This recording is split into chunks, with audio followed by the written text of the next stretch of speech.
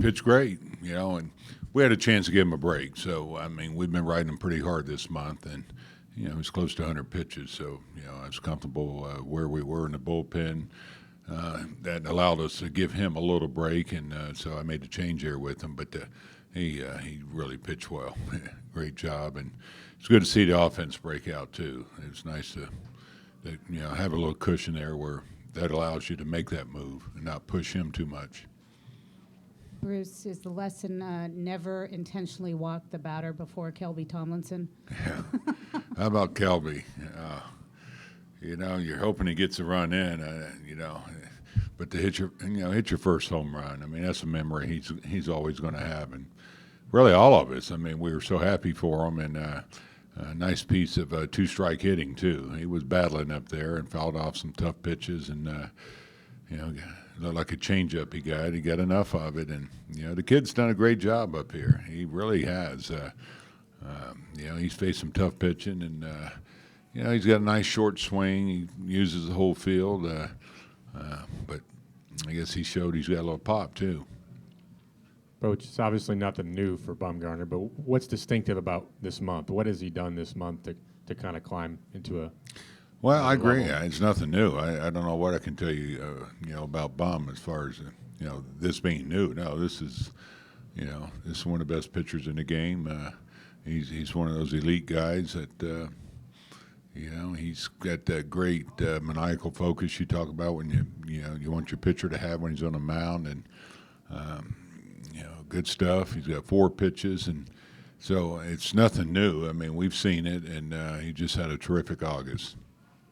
Bruce, this might be a different way of asking the same question. What makes him so tough for hitters to adjust to? Hitters talk all the time about making adjustments, and obviously they're not doing it against Madison.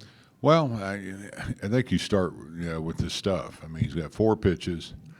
He's got the ability to use both sides of the plate, pitches in well, but he also commands the outside part of the plate well. He changes speeds, very prepared. So, and he's got that mental toughness that the good pitchers have. And gave up a run there, but regrouped. And after that, he was in command the whole way.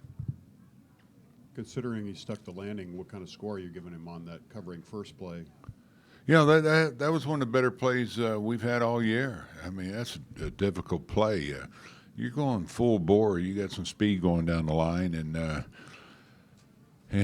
with Belt, he had to wheel and turn, and the throw was off. But not only catch the ball, but to have the wherewithal to know where the base is, shows you how athletic this guy is. And we've talked about his hitting, but he holds runners.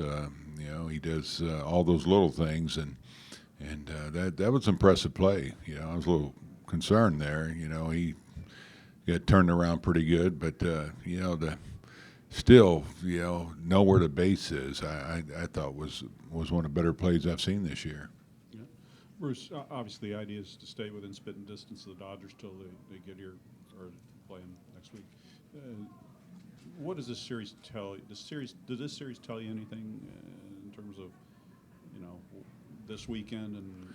Well, I think it if anything, it tells you these guys, they're pushing. I mean, they're going hard. We're going through a lot right now. I mean, it's obvious.